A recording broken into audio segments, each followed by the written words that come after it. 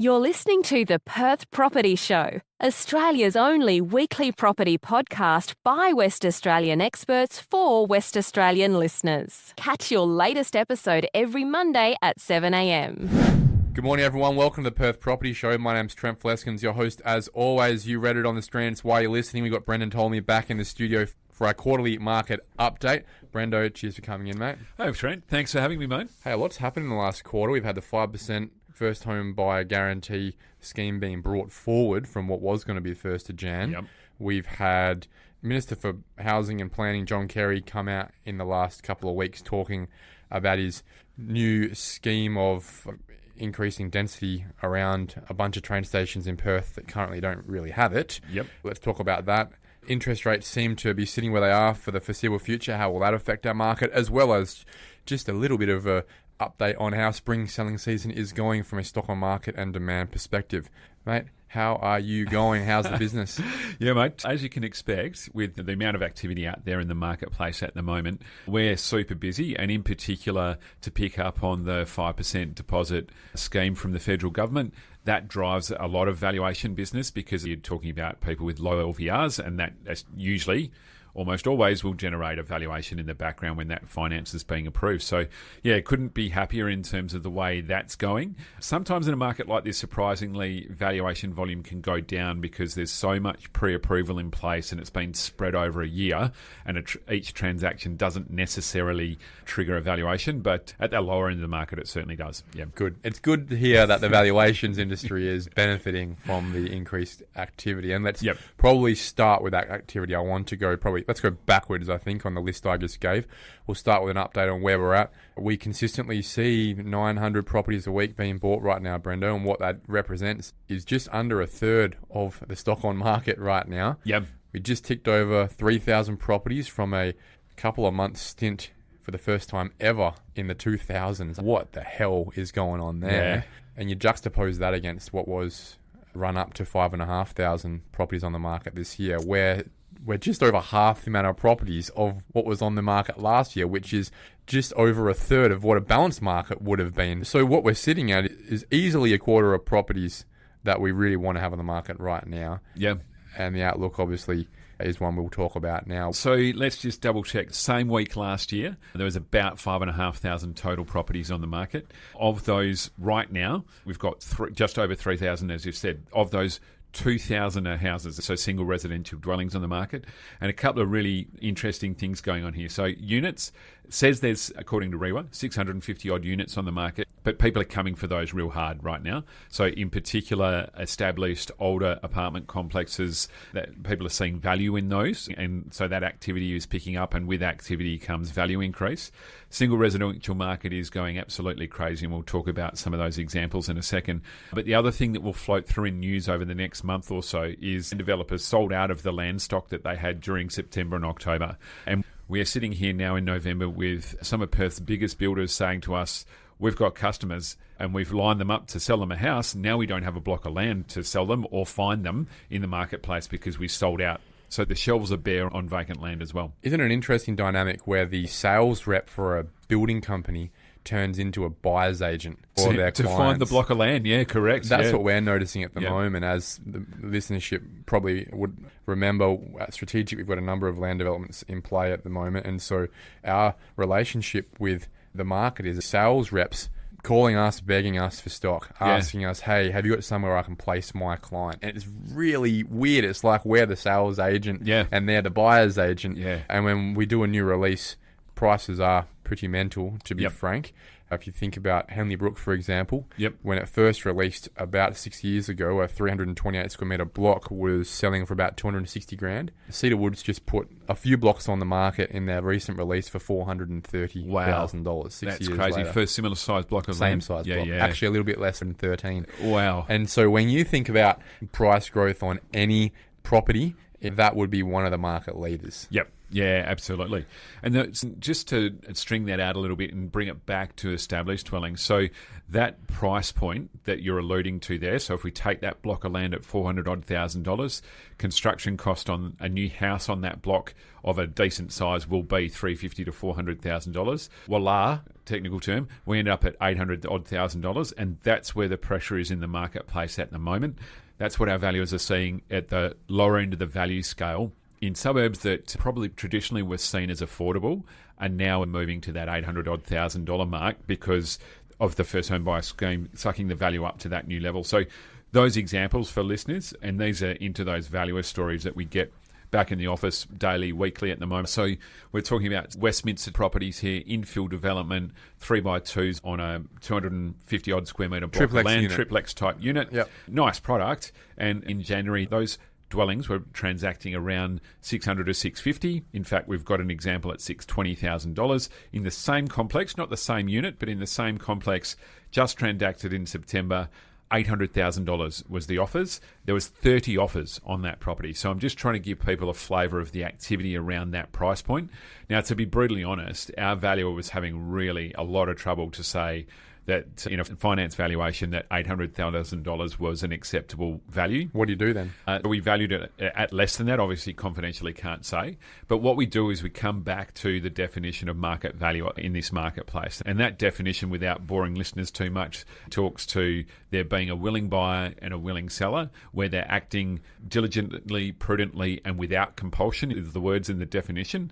And what we're saying there is we don't think that the person that's offering at $800,000 has all the knowledge that they need to have in that marketplace, and they are acting with compulsion, as in they're getting a little bit too excited with their numbers and offering above what we think the place would resell for in the market. But you said there were a lot of underbidders. Yes. Yeah. Normally, when you speak to me about that, you would support the number because of the underbidders, that there would be another bid at that price if they had to, if this guy fell away with finance. Yeah, and again... So why aren't you supporting 800 in this situation? In this situation, we had sales evidence of, in the same weekend, saying that lower than 800, and I can't obviously say the numbers, but lower than 800 was more appropriate in the market at that very point in time. Now, everyone needs to understand this weekend that might be worth $800,000. So this is where our job gets really difficult. Yeah. We're 1.5 months down the track from that valuation, and in all honesty, it might be 800 now.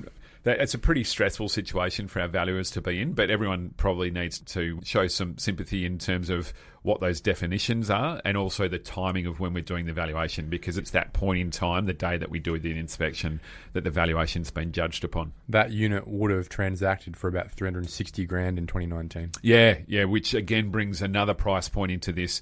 We were very used to that type of value level, and that's why I describe that suburb as being an affordable suburb when we start this conversation. And that's where we get really concerned about where value's going in this city in terms of people getting in at that type of price point. Current median house price, according to RE, was $820,000. That can only go up from there when the lower end of the range is now already at that number. If you think about replacement cost, I can bet you my bottom dollar it would cost more than $360,000 just to build that triplex unit these days. Whereas back then, that house would have been built for $190 maybe. So again, that reflects about a 90% increase in build cost in that time, and we know that's a statistic in the first place. But it also does talk to how the increase in the population requiring somewhere to live, being the land side of things, but also the increase in inflation in the cost of construction. Add those two things, the house and the land bit, you don't have to be in a house and land suburb to see the increase in values. Actually, you can go to an infill suburb like Westminster and see that same outcome. Yeah, absolutely. And then that leads back to where we were talking about units. So people are looking at the cost proposition there in terms of getting it at $800,000 and starting to wonder what other types of product they can buy. So to get to Westminster in an infill group house like that, they may have already been out in further suburbs further out of Perth, looking at that $800,000 to block and build proposition. Now the market's saying, what can I buy for $800,000, say, as a unit in the circumference around Perth Metro, in, say, a Subiaco, a Mount Hawthorn, Mount Lawley, over to Vic Park, down into South Perth, and even down towards Coburn and maybe even out to Joondalup. How much do I get for $800,000 in a unit market, and then am I happy with the lifestyle that comes with that property purchase? So are we talking about second-hand apartments, 201s, things like that in East Perth, West Perth, Subiaco, as you just said? Yep. you can probably be at that point at the moment. Yeah, absolutely. So you're looking for probably best case scenario 2x2 at that price point would be a real win. And then you want to remember that you're coming back to lifestyle opportunities. So you want that complex that is walking distance to a train station, walking distance to your favourite cafe or park or gym or whatever that lifestyle part that you're looking for. And then you're also looking longer term. Let's look at the repayments on this, hopefully are not too dissimilar to the rent I would pay for a similar type of product within the suburbs. And so what I'm trying to do is avoid paying someone else's mortgage, and I'm getting a mortgage on my own apartment to pay off my own mortgage and create some equity into the future. That's exactly what I've seen one of my friends do very recently in the last few days. They've gone and purchased one of the older flats on a walk-up flat 201 in Yokine for about $530,000. Now, that would have been worth mid to low 200s pre-COVID. It hasn't increased in amenity or improvements in any way. In fact, it's probably depreciated in the last 6 years. And again, reflection of this where the market is at for everything else, sucking that up. But again, it's her getting into the market so that if there is any equity upside, she's going to benefit from it and not continue to fall behind on this debasement of currency really that's going on in the property market right now.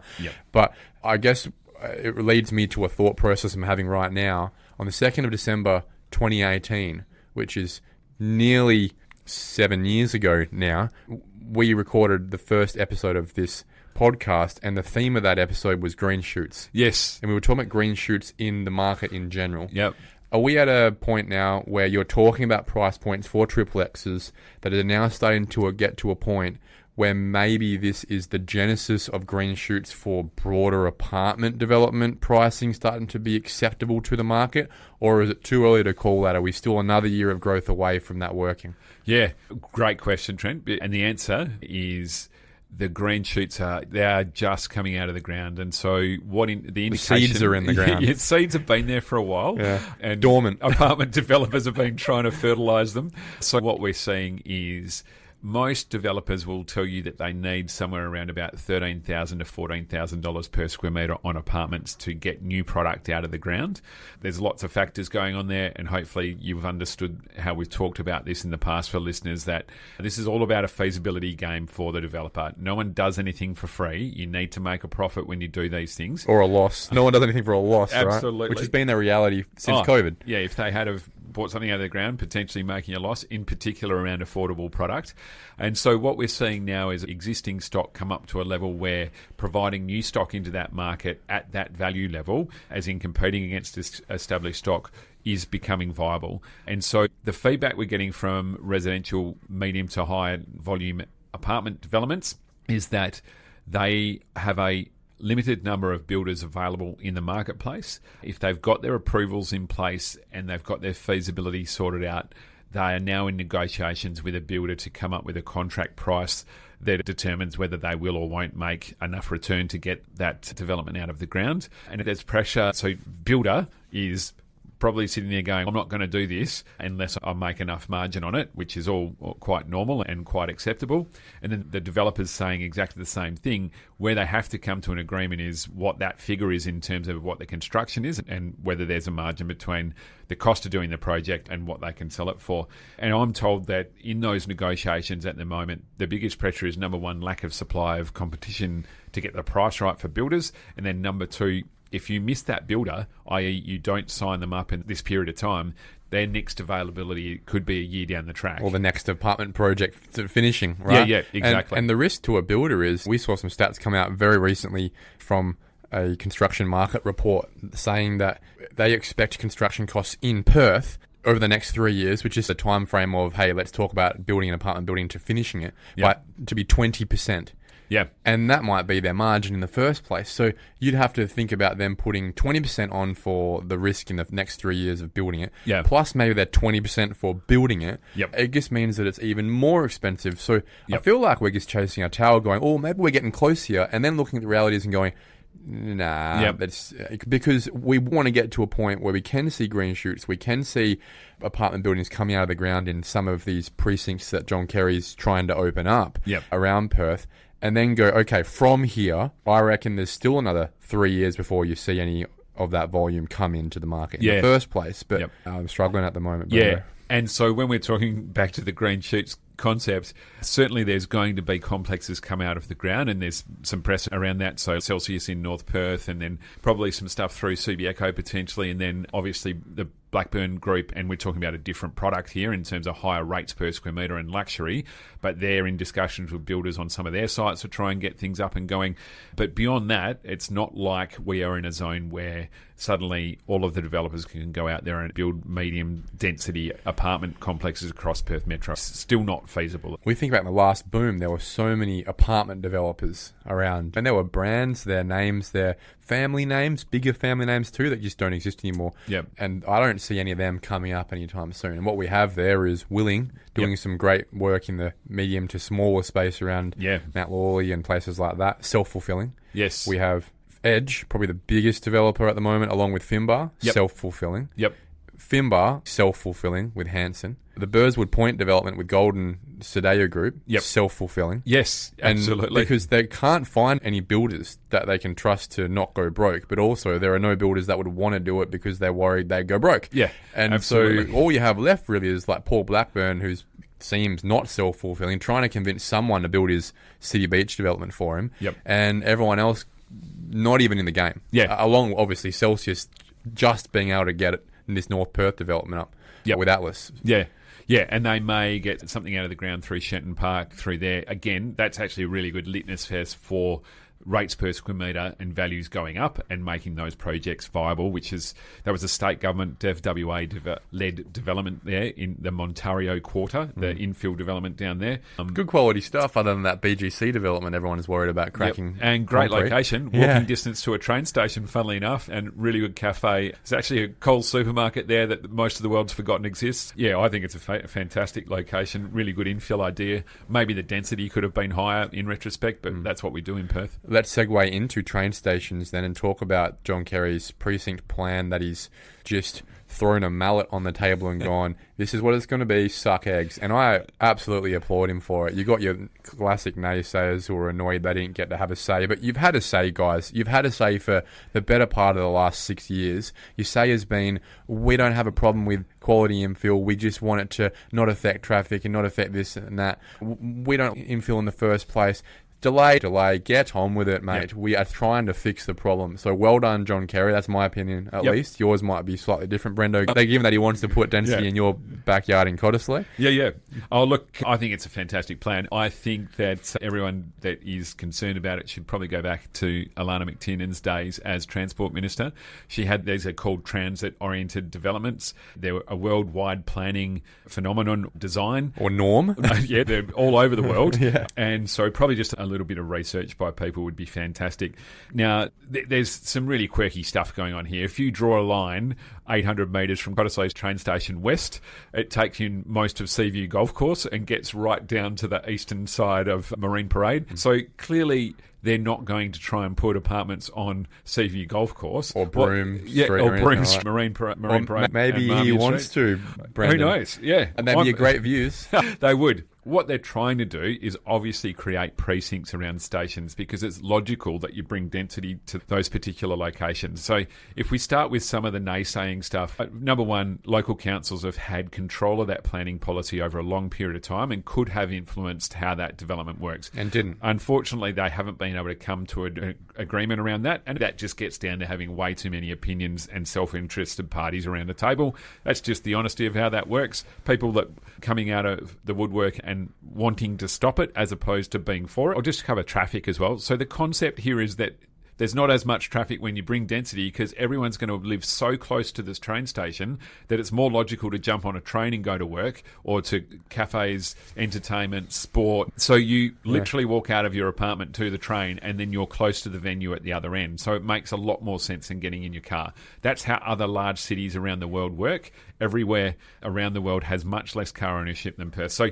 you would potentially in these units have one-car households as opposed to 2 or 3 car households that we have at this point in time. Let's look at quickly the list of train stations that he wants to invigorate or gentrify here. We go in alphabetical order. Ballajura, Bassendean, Carlisle, Claysbrook, Cottesloe, Glendalough, Morley, the new Morley one, Mosman Park, Redcliffe and Swanbourne. Now, Finbar's Ronald Chan made a good point a couple of days ago. He said, no one's building in Balladura. It's not happening. The price points don't work. So the question is actually a good one. Is half of this a bit of a pretend policy to go, it's actually not going to happen anyway? You can see how it would work in Cott. You can see how it would work in Mozzie Park and Swanbourne. You can probably see how it would work in Glazebrook. It may work in Bassendean. It may work in Redcliffe for certain product, build-to-rent stuff that would impact the FIFO industry especially. Yep. But I don't see how it would probably work around Oak Street, Balladura, Morley. There's a couple there that I just think you probably could have replaced that with North Fremantle, Vic Park, and even Bayswater. If you look at Bayswater, the city of Bayswater actually has been trying to increase the density there for a while. There are developers who own land waiting for it to work. It's just the density's not dense enough to make it work, right? Interestingly, out of all of those, there's a couple of things going on that I look at from a development point of view. So we're back to the feasibility discussion. Balladura potentially doesn't work because a purchaser is only going to pay, say, $700,000 for a 1x1, $800,000 or $900,000 for a 2x2, they can pretty much buy a house locally or a villa locally for that price point. What discount do you reckon you need? Do you reckon you need to be about 20-25% lower than the house or the unit? Yeah, I think it's probably coming down to maybe as low as 10%, just as we get more desperate. Then if you go to the feasibility in terms of the design, so if you look at an easy comparison, because they're only a couple of k's away from each other, Swanbourne versus Cottesloe. Cottesloe has a large amount of flat land, in particular on the western side, where it's just a big car park. There is a power substation there that creates a massive problem, but it could put pretty much a subterranean car park of one level plus car parking on top of that and more apartments, and you're probably going to get river and ocean views and higher values in terms of luxury product. You go up to Swanbourne, not that much excess land. The railway is actually below the road. You can probably put a lid on that, but in terms of development costs, you're starting to get through the roof in terms of the infrastructure of developing some apartments. They're a great idea, great location for it, and all honesty, it's not very far from my house. Maybe I'll have a complaint about traffic once it's built. Mate, you'll be taking the train.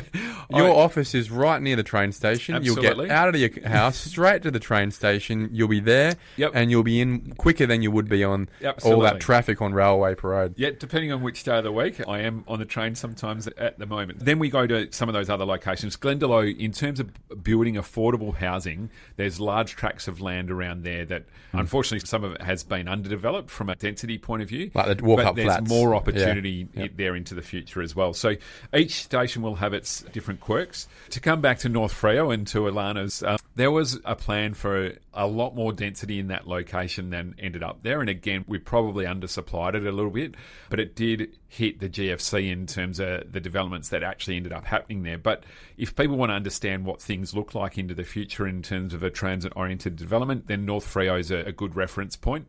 But again, the unused land between North Freo and Victoria Street train stations is ridiculous. The train line is below the road level of Stirling Highway for a long parcel of land there. It's government-owned land. Back then, there was some development ideas around some subdivision through there. Probably the design wasn't fantastic, but look at this excess land sitting in a prime location on the coast, probably for some mid to low-rise apartment, bit of density, some great views and excellent lifestyle. It looks a bit rural there, doesn't it? Like there's a good kilometre there where you think, are we in Perth? Yeah, it's full-on marshalling yard. And if you came into our city from any other city in Australia and said, up the road is a $5 million block of land on the front on Marine Parade, that's what it'll cost you to get in, but this land's here is excess and unused, they'd probably laugh at you. It's quite ridiculous in terms of reusing or repurposing some of the land in prime locations. So if you had to be a betting man, which of these train stations will get the first apartment and when will it be finished? Yeah, that's an easy answer in that Cottesloe in Station Street has an approved development there,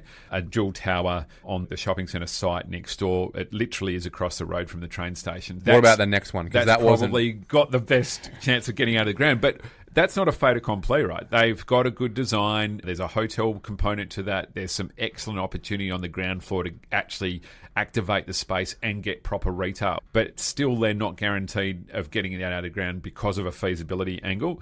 It would take them, if they started tendering the builder side of that contract tomorrow, it's probably going to take them most of the year to get that organised, to even think about starting. So I'm just giving people the perspective that even though there's an approval in place, that Cottesloe development probably can't start for another at least 1 year, probably 18 months. So when you're getting fired up and worried about what's coming to your local area, just remember that any development's probably 2 or 3 years away.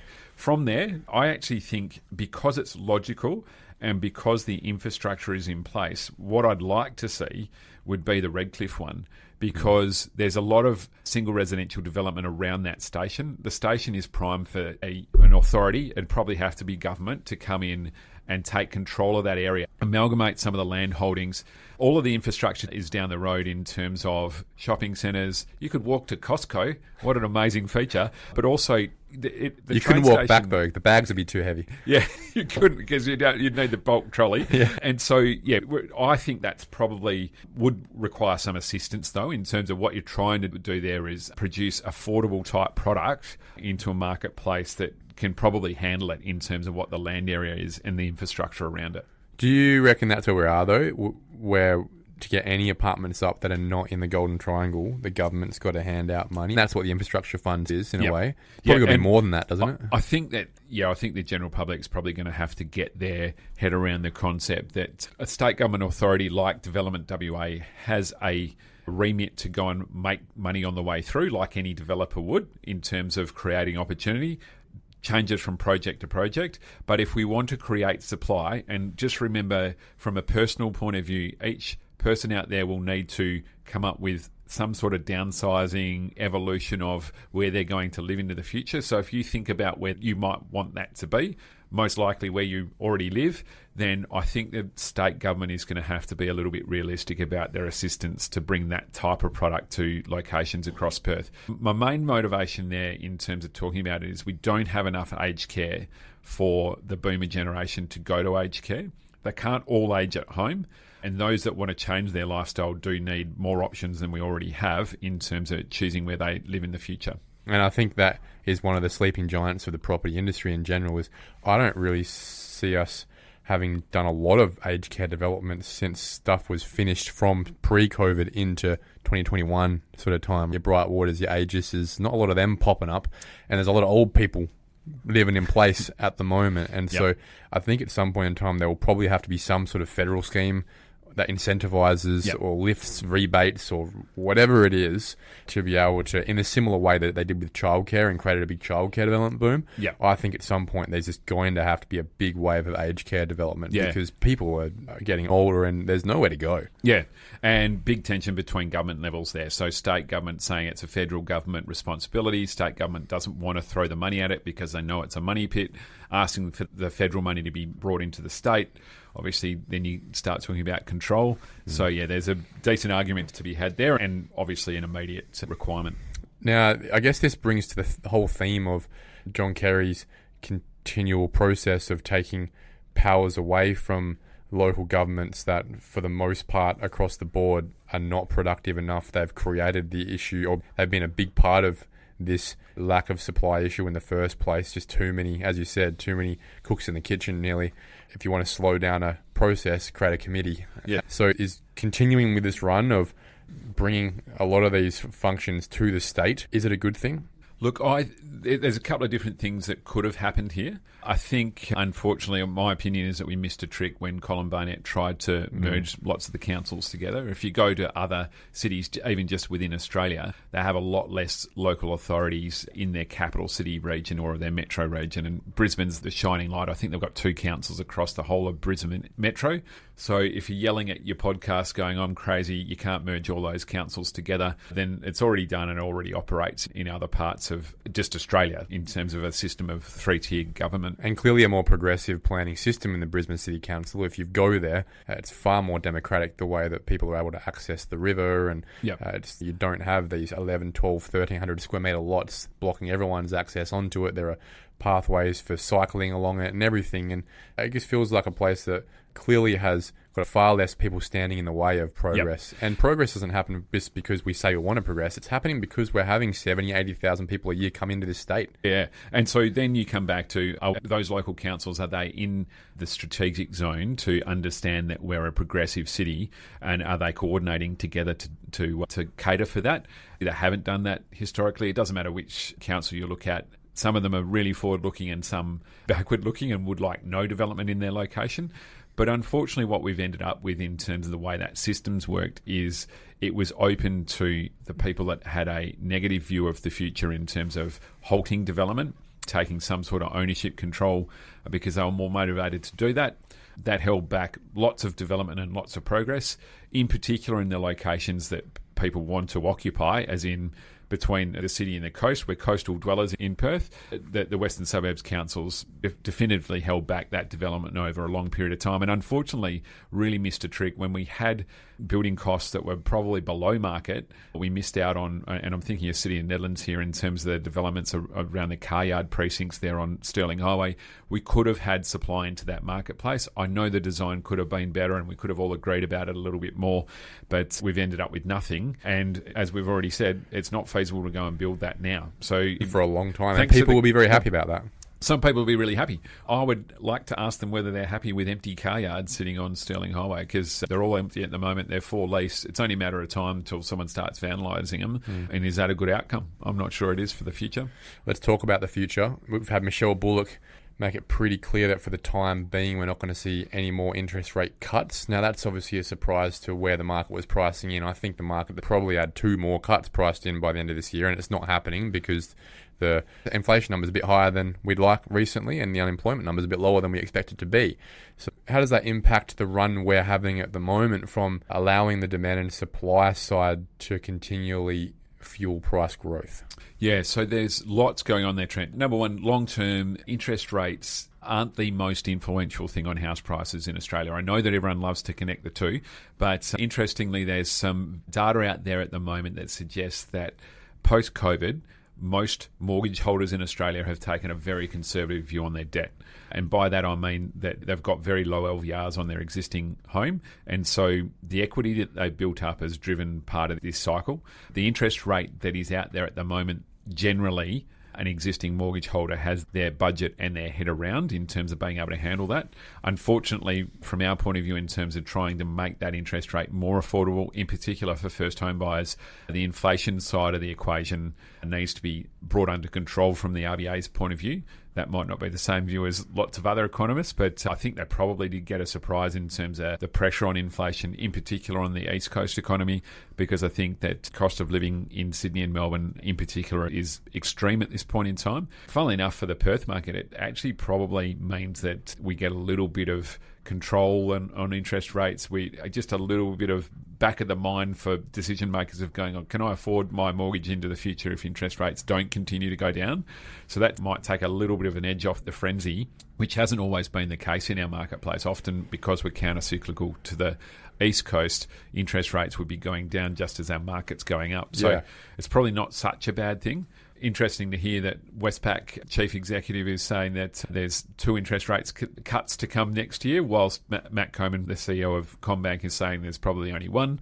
So obviously everyone's still in disagreement about what happens next. And probably the lesson here for people is to do your budget on your mortgage at the current interest rates, or even maybe a quarter of a half a point above, to make sure that you can afford the debt that you're taking on to make your property purchase. Because no one knows what's going into this future. I think this is a time more than ever where none of us have a real sense of where the economy is going. And I'm thinking more globally here. There's massive risks in the American stock exchange right now with AI bubbles and bubbles bursting on things that we don't know how much they impact us or if they impact us at all, because it really circles around to confidence in the market. Money is falling away from certain markets in Australia. How much are we invested into the American AI bubble? I don't know. I don't think many people really know. But what we do know is our impacts at the end of the day come down to how many people come into this state. And we know that our monthly numbers are actually still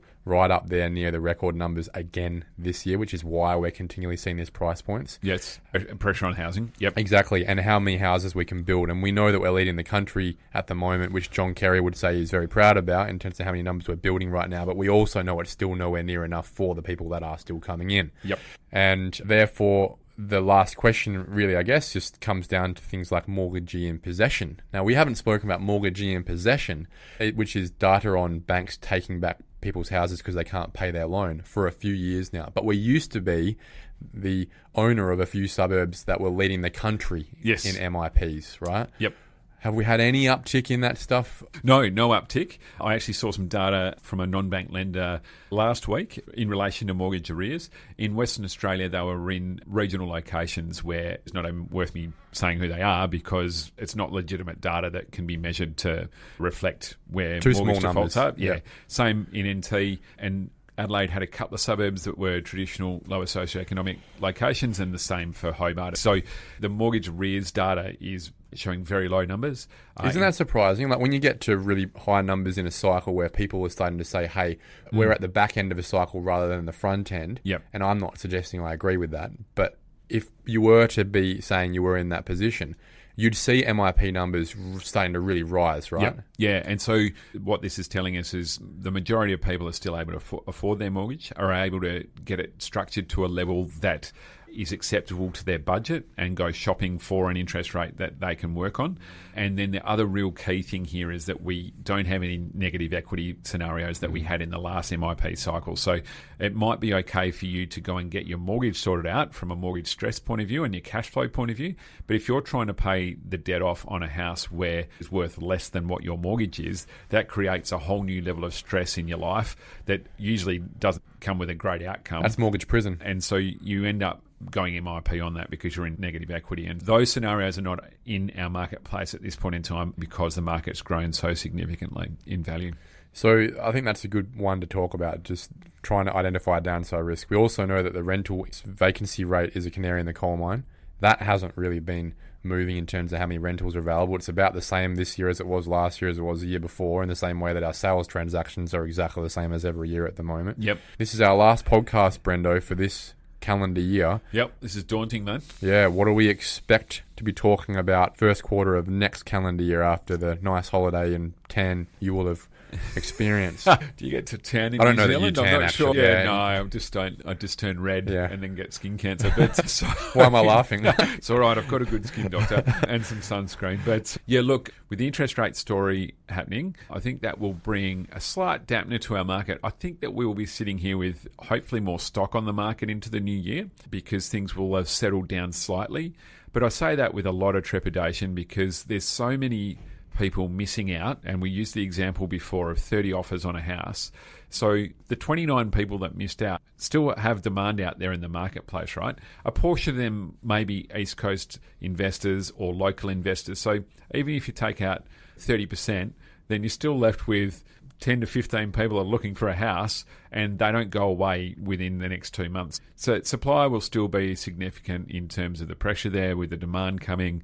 We won't have structurally solved any of our problems because you can't instantly bring supply to our marketplace. And then I think it'll be about people finding their individual opportunities around the marketplace. So looking out for that price point where you might be able to get into a different product. A little bit of downsides or activity might help a little bit, but there's nothing going to structurally change our market through December and into January other than a little bit of pressure being taken off the demand side of things. Yeah. Is it just more of the same next year then? Look, it's hard to see, again, put aside the concept of global economic shock. The only other thing that I could see influencing our market down would be a dramatic change in immigration policy. And again, look, that might be really political out there and everyone might want to debate it a lot, but bottom line for the federal government is that's significantly driving our market in terms of the economy in Australia, and it will be a very difficult decision for them to reduce. I just don't see it happening in this political cycle. I can see it becoming a big issue in the next election campaign, which is, we're 2027. Yep. We're talking that starting in 2027 into 2028 election. Yep. I think One Nation is going to be continually increasing their support, taking that away from conservative Liberal voters and just becoming angrier and angrier, and that may have an impact on the way Labor react to that. Yep. Labor probably gets in again, but maybe a little bit more conservative about the way they let people in the next cycle. But what we're talking about here is 26, no change, and 27, no change, and maybe that starts to impact how things go after the next election in 28. Yep. And then the other cohort that will more than likely be attracted to WA is the New Zealand economy is not going as well as it could be. In fact, there's some significant redundancies over there, pressure on interest rates and pressure on wages. I love Perth. And they love just jumping on a plane and coming all the way over here. And I think that they will be seeing the opportunity in WA. The last time that we had a mining construction boom here, there was 50-odd thousand Kiwi construction workers in our marketplace hanging around. They're the ones that went home at the end. So there's the ones that stayed as well. So really what I'm alluding to is that migration story into Perth could come from New Zealand into the near future as well. Okay. Have a great Christmas, mate. Thank you very much. We'll probably have a chat about the regional market before then. Yes. But with regards to the Perth metro market, thank you so much for your time and your insights this calendar year. What a year of mental numbers it has been. Neither of us, I think, expected to see some of this happen. No, absolutely. Especially the Stockholm market. 2025 has been a wild ride, mate.